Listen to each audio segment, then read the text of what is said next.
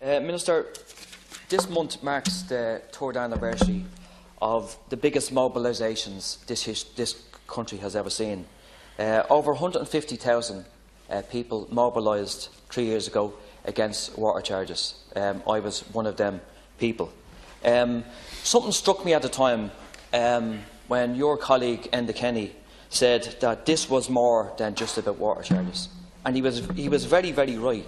The people of this country had enough. There was that breaking point, and when I was on that march, along with 150,000 other people, I knew something had changed dramatically in the psyche of working people. They simply had enough of austerity, and water charges was the straw that broke the camel's back.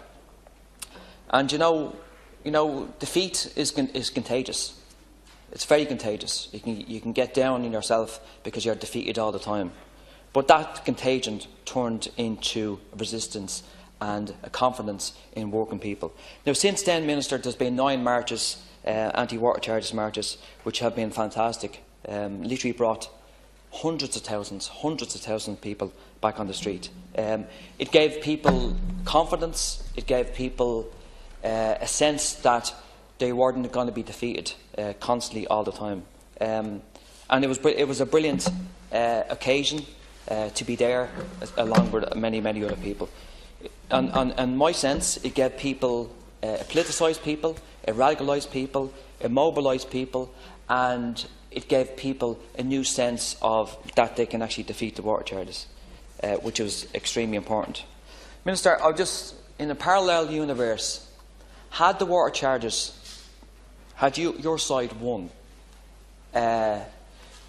what that would have led on to is a generation, my generation and the generation coming up, of a sense of defeat.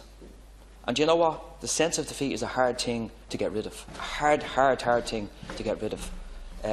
When you're defeated all the time, you're dragged down this field that you can't do anything. You can't resist it. And Mr.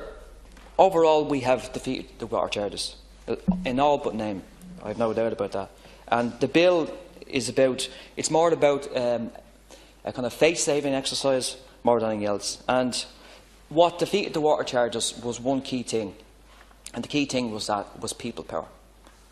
People got together, mobilised on the streets, their community, in their workplaces, through many forms of resistance, through marching, blocking estates, which I was involved in, along with other residents in Clondalkin, blocked their streets for Irish Water not to get into our estates, to stop blocking water meters.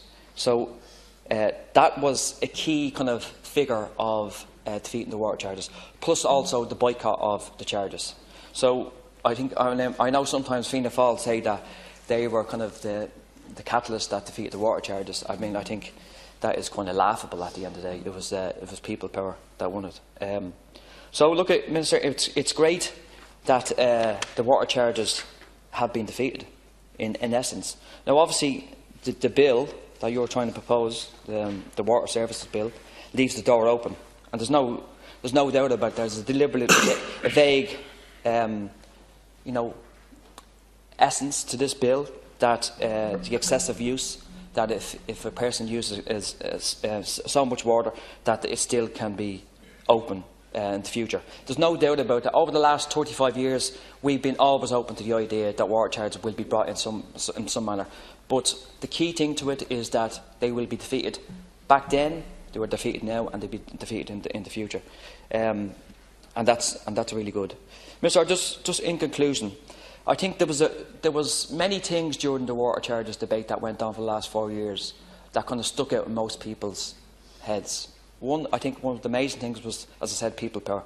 But one thing that always stuck in my head, and it's probably come back to haunt your party, that the words of Phil Hogan, when in May 2014, very arrogantly, he says that people's water would be turned down to a trickle. Well, it hasn't. And the great thing about it, Minister, is that this bill has turned your water charges to a trickle.